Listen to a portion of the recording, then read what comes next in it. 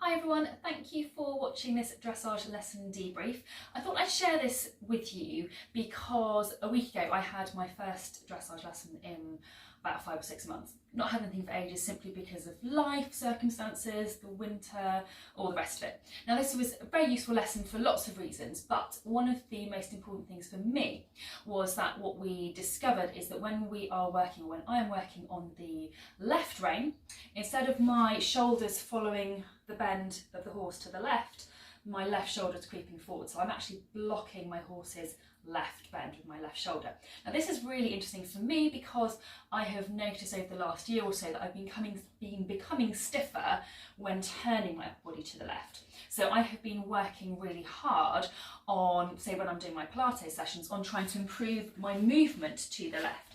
So for example, when I'm doing exercises which involve taking my body over to the side, I'm making sure that my whole shoulder, my whole upper body is coming. So I'm not just trying to push my hand over, but I'm trying to make sure that my whole shoulder comes right over. So I'm pushing my shoulder blade down into the floor, not just trying to push my hand further.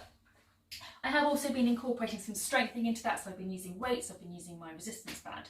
But what this lesson was a really good reminder of is that it's not just enough to be doing it in the more static positions or the more fixed positions. We need to be doing this in those dynamic positions that are going to recreate what we experience when we're in the saddle. So this week I've been thinking about how I can make this a little bit harder for me, and I'm going to go through the exercises I've been working on or thinking of doing, adding into my programme, to try and help me in the saddle, not just have that movement, but be able to recreate that movement. So starting off, we've got things like just holding a resistance band. Resistance bands are great because they're a good colour, and so you've got that good visual reminder of whether your hands are staying nice and level. And then I'm just practicing being able to turn my shoulders to the left, opening out through my upper body, but keeping my hands very still, but also watching that my pelvis stays still and I don't start to drift round to the left as well, so I'm keeping it very specific to my upper body. You can then progress this by bringing that hand in as well, so you're adding in the strengthening component by actually pulling on the resistance band, and with that I'm also having to work to keep the other hand really still, my right hand still, so I'm not drifting around with my hands, but also again make sure my pelvis doesn't start to join in. So the other option of that of course is using the weights in exactly the same principle, so you can be doing it just turning the shoulder, keeping the hand still, and again add in taking one weight to the side and keeping my right hand really still. So for you it might be going the other way. For me it's my left side that's moving, my pelvis is to the front, my right hand is to the front. So again I'm not drifting, I'm being very specific to which part of me is doing the movement. Now you might have spotted this one here.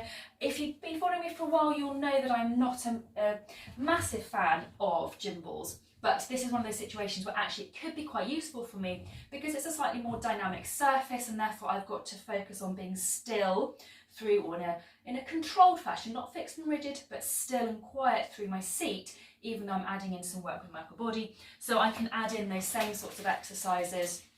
Think about, can I isolate that movement to my shoulders, keeping my hands still, keeping my seat still, and then can I add in that same resistance component for the strengthening element, still keeping that right hand nice and still and keeping my pelvis still so I'm not starting to drift. And obviously on the left rein I want to be able to have my whole body following the horse, but what I don't want to be doing is finding that because I'm working on moving my left shoulder that I end up collapsing down into my left seat bone as well. So it's about being very precise and very specific.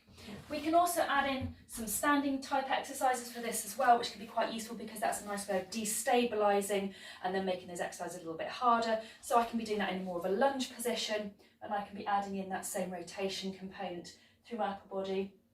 I can be doing it with the other leg in front as well. So thinking about when you're on the horse and perhaps you've got one leg on the girth, one leg behind, is still making sure that wherever the leg position is, the upper body can still move off to the side.